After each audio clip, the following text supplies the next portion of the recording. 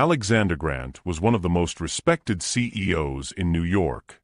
A man who built his empire with nothing but hard work, sleepless nights, and a vision that changed the world of artificial intelligence.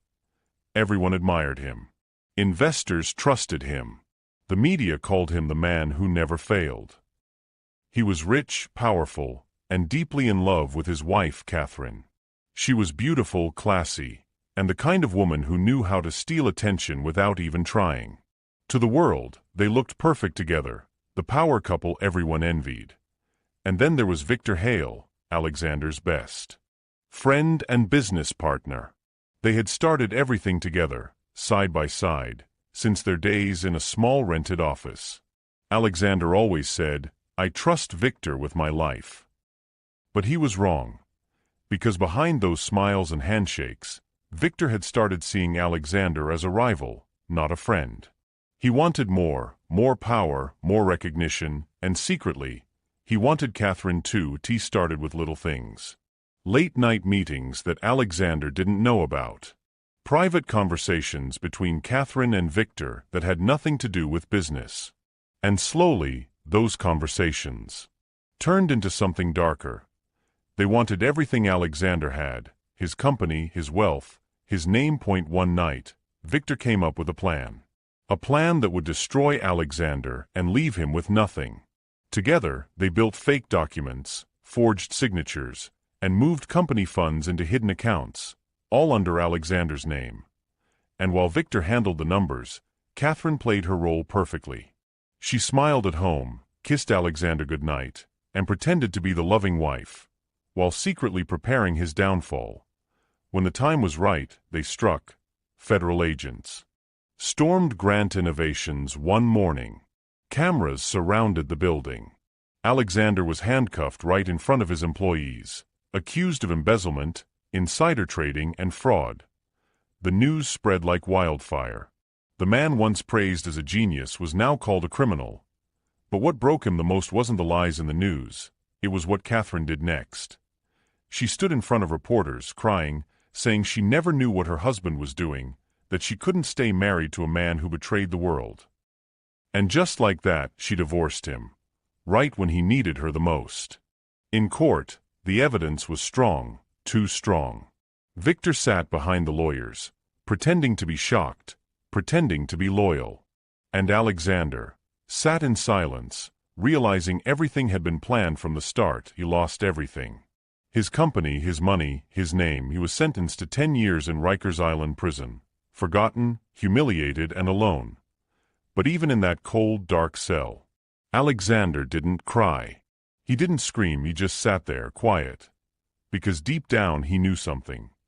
The same way they planned his fall, he would plan his return.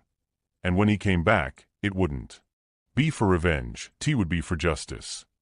The world forgot about Alexander Grant. Years passed, headlines changed, and the man who once stood at the top of New York's business world was now just another forgotten name in a prison file. But inside those cold walls, Alexander was not wasting time.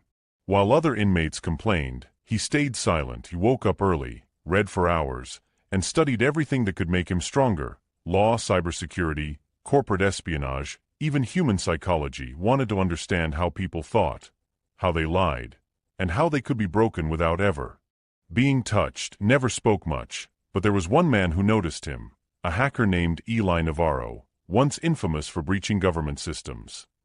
Eli was serving a long sentence, but his mind was a weapon. The two men became quiet allies. Alexander shared his story, not to gain pity but to gain insight. Eli listened, then smiled and said, "If you're planning to come back, make sure no one sees you coming." That sentence stayed with Alexander. It became his new philosophy. He spent 8 long years building himself from the inside out. By the time his parole came, he wasn't the same man who walked into prison. His voice was calmer, his eyes colder, and his purpose sharper than ever. When the gates finally opened, Alexander didn't look back. He stepped out of Rikers Island with no family, no friends, and no name left to protect. Outside, the world had changed. Catherine and Victor were now married, the new power couple of New York. They had everything. His company, his money, his legacy. Grant Innovations had grown into a global empire. Magazines called Victor the visionary of a new era. Catherine smiled beside him in every photo, the perfect wife once again. But deep down, Alexander knew what kind of people they really were. And this time he wasn't going to fight them with emotions, he was going to destroy them with silence. Few months after his release, rumors spread that Alexander Grant had died in a boating accident near Long Island. His body was never found. The story made small headlines, then vanished. Just like he wanted for the world, Alexander Grant was gone. But in truth, that was the day Gabriel Stone was born. Under his new identity, he moved carefully, no noise, no trace. He traveled abroad for years, working quietly under different names, building connections, learning how to move money through invisible channels. When he finally returned to New York, he wasn't a broken man anymore, he was a ghost. And ghosts don't make mistakes. He started a new company called Axiom Industries, a silent tech firm that specialized in advanced AI security. He grew slowly but steadily, attracting attention from the same corporate world that had once buried him. Every investor that joined him had no idea who he really was. Not even his closest employees knew the truth. But behind that calm business face, Gabriel Stone was already moving his pieces. Using his deep knowledge of Grant Innovations' structure, he began buying their shares, not directly, but through multiple shell companies scattered across countries. One small transaction at a time, he started taking back what was once his, never touched or called attention to himself. He simply waited, watched, and planned. Over time, he began gathering allies. People who had also been wronged by Victor and Catherine in different ways. The first was Eli Navarro, the same hacker from prison. He had served his sentence and was living quietly under a new identity. Gabriel reached out to him, not as a friend, but as a partner. Eli didn't hesitate. He said, "You helped me survive prison, now I'll help you burn an empire." Next was Rachel Monroe, a fearless journalist who once worked on exposing corporate fraud, but was blacklisted after Victor's people buried one of her stories. She wanted revenge, not money. And then came Daniel Pierce, a lawyer who used to work for Grant Innovations until he was forced out for refusing to lie during Alexander's trial. 3 people, each broken by the same empire. Gabriel brought them together. Not with speeches or promises, but with one clear mission: to take back everything the right way and no violence. No chaos. Just truth. He built a quiet network of loyal insiders, accountants, analysts, and digital experts, people hidden in plain sight. Together, they began gathering information on Victor and Catherine. Every secret deal, every bribe, every illegal transfer. Gabriel didn't move fast. He moved right. Every step was calculated, every plan tested twice, knew one mistake could expose him. But after years of waiting, the new Gabriel Stone had something Alexander Grant never had. Patience. He was no longer driven by anger. He was driven by justice. While Catherine and Victor enjoyed the luxury life, champagne parties, award nights, and magazine covers, a shadow was slowly growing behind them. They had no idea that the man they destroyed was back, watching every move they made, studying every weakness they showed. And when the time came, that shadow would no longer be silent. Gabriel Stone was ready. And this time, he wasn't coming to rebuild, he was coming to reclaim. Years passed. The world had forgotten the name Alexander Grant. But the name Gabriel Stone was on everyone's lips, the mysterious billionaire who built Axiom Industries from nothing. Axiom had become a powerhouse in artificial intelligence, rivaling every tech empire in New York. Its rise was silent but strategic, built on precision and patience. And its greatest competitor? Grant Innovations, now run by Victor Hale and Catherine Hale, the power couple of the century. Neither of them knew that the man they had buried in lies and betrayal had returned, not as a ghost, but as a force they could never predict. Gabriel moved through boardrooms like a phantom. Calm. Calculated. His words carried the weight of experience, and his silence carried the weight of secrets. Behind those gray eyes, Alexander Grant was very much alive, and ready. When Axiom Industries offered Grant Innovations a partnership deal worth billions, Victor saw it as an opportunity to dominate the tech world completely. Catherine smiled at the headlines. The Titans join forces. To them, it was the merger of power and perfection. But to Gabriel, it was the opening act of justice.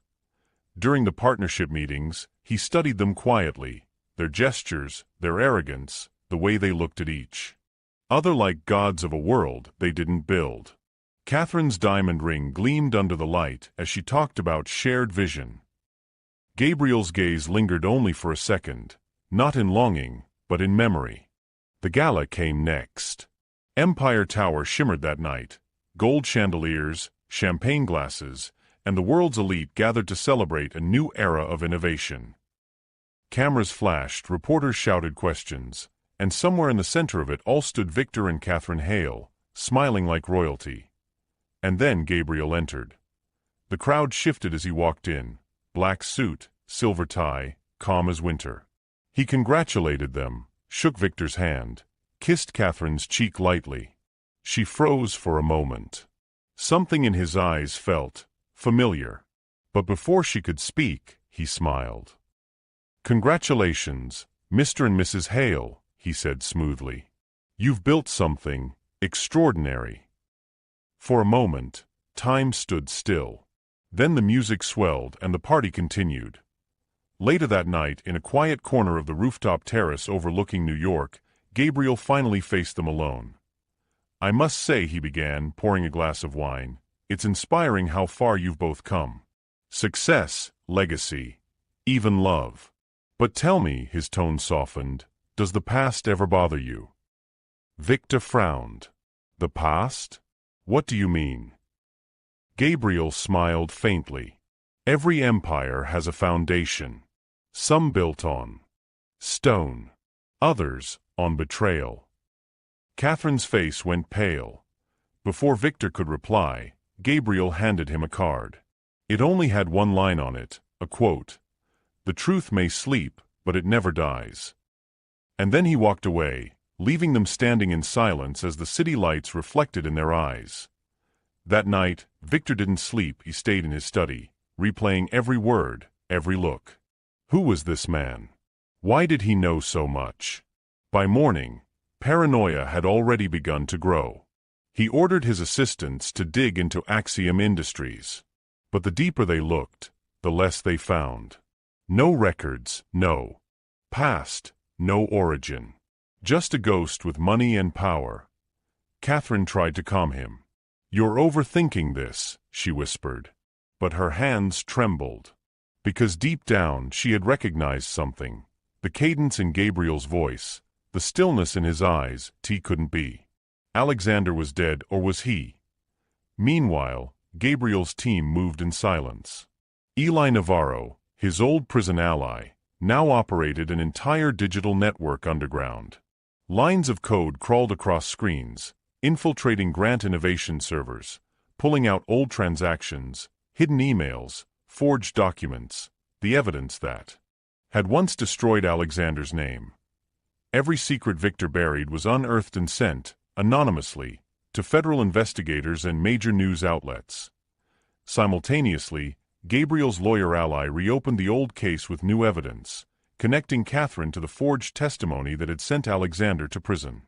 And the journalist, fearless and hungry, began publishing the truth in a series of explosive articles titled "The Empire Built on Lies." Within weeks, Grant Innovations' empire began to crack. Stock prices fell. Partners pulled out.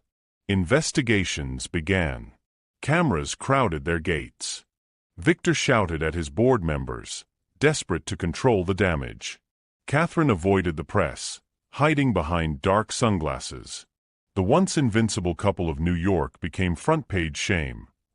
And then came the final blow. A grand press conference was announced by Axiom Industries. The world tuned in, investors, journalists, government officials, even Catherine and Victor themselves. When Gabriel stepped to the podium, the cameras flashed like lightning. He stood tall, composed, with the skyline of New York behind him. "Good evening," he began, voice steady and cold. "For years, I've watched as lies turned into legends, and betrayal turned into success stories. But the truth has a way of finding light, even after the darkest storms. He paused, letting the silence grip the room. Then his tone sharpened.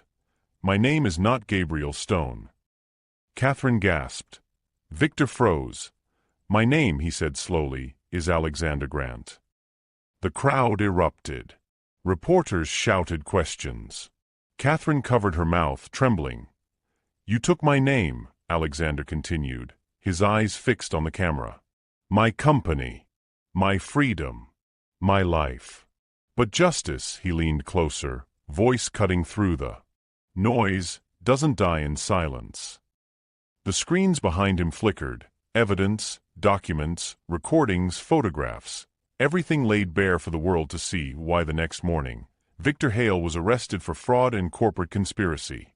Catherine faced charges of perjury and obstruction of justice. Their empire crumbled before sunrise. And Alexander? He walked out of that press room not as a victim, but as a man who reclaimed his story. The city that once mocked him now whispered his name with respect. Alexander Grant, the man who turned betrayal into justice.